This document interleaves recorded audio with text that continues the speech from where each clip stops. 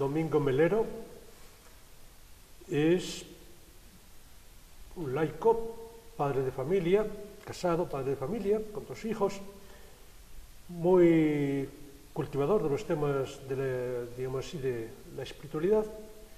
Es fundador y presidente de la asociación Marcel Legó en España, con sede en Madrid, y es también fundador y director de una revista muy importante, Cuadernos de la Diáspora. Y lo más importante para esta entrevista es sin duda el especialista más importante en lengua española, en lengua castellana, sobre Marcel Legó. ¿Quién es Marcel Legó? Bueno, Marcel Legó es un pensador, un escritor, con una trayectoria biográfica pues, muy singular, porque él fue de profesión matemático por la Escuela Normal Superior de París a principios de siglo, nació en el 1900, y luego llegó la Segunda Guerra Mundial. Él estaba dando clases en una universidad de Rennes, y después, durante la guerra, pues le pusieron al mando de 500 personas y se dio cuenta que como profesor de universidad no tenía el vigor y la energía suficiente para mandar a aquel grupo. Entonces él se dio cuenta de que su formación universitaria, burguesa, de una espiritualidad ciudadana, no le había desarrollado humanamente lo suficiente, y decidió dejar la universidad, colgar los libros y dedicarse a pastor de alta montaña. Se casó, tuvo 6 hijos, y luego, solo ya cuando se jubiló, a los 65 años, se puso a escribir pues los 2 libros que trabajamos mucho y que hemos traducido, que se llaman El hombre en busca de su humanidad y Introducción a la inteligencia del pasado y porvenir del cristianismo.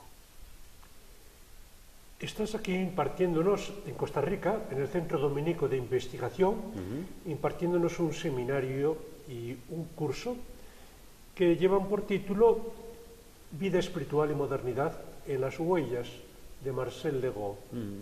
Aunque cada vez más frecuentemente se escucha religión no, espiritualidad sí, ¿cómo se combinan estas 2 cosas, vida espiritual y modernidad?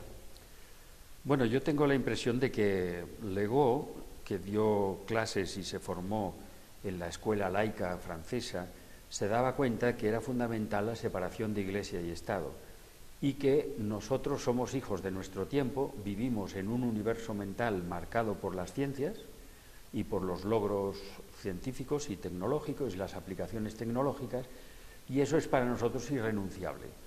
Y eso, que mucha gente de un pensamiento conservador considera que es contrario a la religión, pues es porque la religión se empeñó en ello, porque al contrario, es una posibilidad, es una oportunidad, en el sentido de que las ciencias nos introducen nos llevan a captar que Dios es impensable, Dios no se puede conocer como la primera de las causas que pueden funcionar y explicar el procedimiento o la existencia del mundo, sino que Dios es algo misterioso.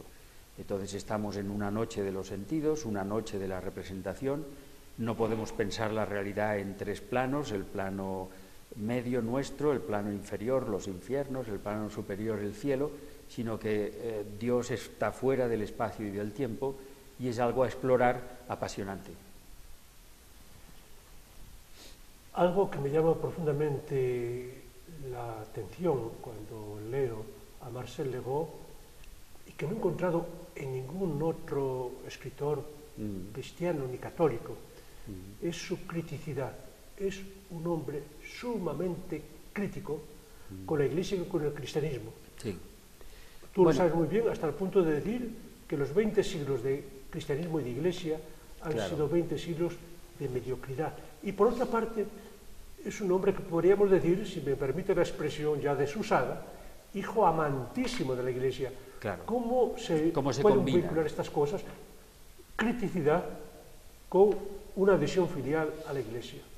Bueno, yo tengo la impresión de que cuanto más está uno vinculado a la Iglesia, tanto más puede criticar a la Iglesia, no desde fuera, sino desde dentro, porque conoce cuál es el ideal o aquello a lo que señaló Jesús, el reino de Dios, y conoce también todas las limitaciones fruto de la mediocridad de los hombres, ya sean estos responsables de la institución o sean miembros de ella, participando como un simple laico, etc. Y luego también él insistía que es importante decir que Jesús no fundó la Iglesia. Jesús no escribió unas nuevas tablas de la ley, ni tampoco pretendió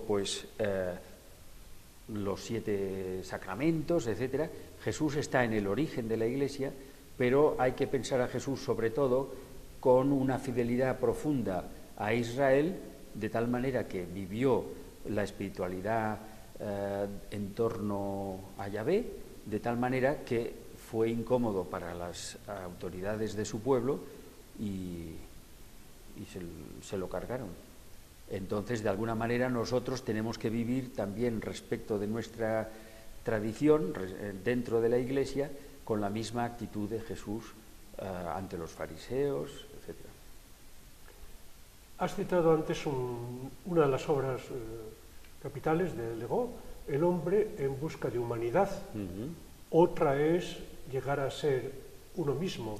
Ajá. Estos títulos suenan, bueno, y él lo dice en una de sus obras, suenan a títulos más laicos, y en una de sus obras él dice: yo he llegado hasta aquí siendo cristiano, pero se puede llegar a la espiritualidad y a la convicción espiritual sin ser cristiano, incluso sin ser creyente. Exacto. En este sentido pareciera que su mensaje es para el hombre y las mujeres de hoy, actuales. Claro. ¿Cuál es su mensaje o su aporte o su contribución? Yo tengo la impresión de decir, la vida espiritual no es necesariamente cristiana, evidentemente se da en otras tradiciones, pero es que habría que ir a buscar una fe que hay que entender como la actitud fundamental del hombre ante la vida, que es distinta de las creencias en las que uno participa porque ha escogido seguir en la misma tradición que le dieron sus padres o cambiar de tradición y coger otros maestros espirituales.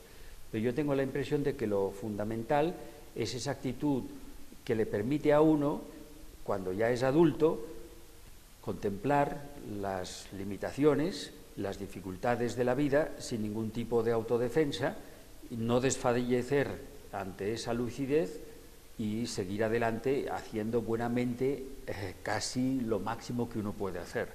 Entonces yo tengo la impresión de que la vida espiritual es la vida propiamente humana de calidad. Entonces no es lo fundamental nombrar a Dios, ni mucho menos. Lo fundamental es reconocer dentro de uno mismo una fuerza interior que no es solo de uno, que solo se nos da en algunos momentos especialmente inspirados o en situaciones especialmente difíciles, y ser fiel a ese maestro interior que todos tenemos. ¿Te puedo hacer una pregunta más? ¿Cómo no? Legó nació en 1900 y murió en 1990. Legó criticó muy profundamente la Iglesia que hoy tenemos. Sí. El Papa actual era entonces prefecto de la Congregación para la Doctrina de la Fe, y el Papa era Juan Pablo II. Incluso llegó a firmar o a hacer un llamado, un manifiesto, publicado en Le Monde, ¿verdad? Allá por el año 98. 98, creo, ¿verdad? No, perdona, 98 no puede ser, 88. 88. ¿Qué es lo que criticaba a la Iglesia de nuestros días? ¿Qué es lo que criticaba él? Bueno, yo tengo la impresión de que él consideraba que el Vaticano II, con ser muy oportuno, se quedó corto en sus reformas. Desde luego, cuando ya Pablo VI puso límites a repensar la estructura y el estatus de vida de los responsables eclesiásticos, o también pronunciándose en cosas que son decisiones ante las fronteras de la vida que solo los cristianos adultos pueden decidir, como la tener o no tener hijos, etcétera, etcétera. Y entonces él consideraba que hasta que no se dé un estatuto de ciudadanía y se consideren adultos y capaces de decisión los propios cristianos, pues no se llega a una reforma auténtica. Entonces, pretensiones incluso aparentemente novedosas como la ordenación de laicos y la ordenación de mujeres incluso, cosas por el estilo, pues no van al fondo de pensar, por ejemplo, que la celebración de la Eucaristía, que es el núcleo ritual del cristianismo, es recordar la última cena de Jesús, pero no es en absoluto un sacrificio o conceptos religiosos primitivos. Domingo, ha sido un placer. Muchísimas gracias. Nada, a ti por acogernos aquí e invitarme.